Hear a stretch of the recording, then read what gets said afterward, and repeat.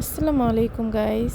আজকে মাইশা কিচেনে নতুন একটি রেসিপি নিয়ে আসছি, পাটিসাপটা পিঠা। তো ফার্স্টে দুধটা ভালো করে জাল দিয়ে নিব, তারপর একটু লবণ, তারপর দিয়ে দিব হচ্ছে সুজি। তো সুজি দিয়ে দেওয়ার পর ভালো করে নাড়াচাড়া করতে হবে, না হলে লেগে যাবে।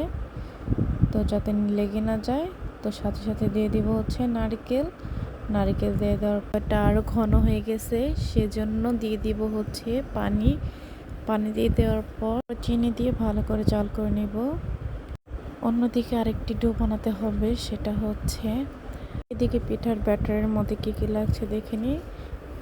প্রথমে 3 কাপ চাউলের গুঁড়ো, তারপর দিয়ে দিচ্ছে 1 চিমটি নুন, তারপর দিয়ে দিব চিনি।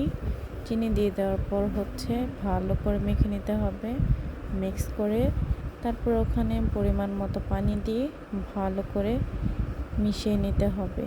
তো মিশিয়ে নিয়ে নেওয়ার পর এখানে সয়াবিন তেল দিয়ে ভালো করে মেখে নিতে হবে, যাতে ডোটা ভালো হয়।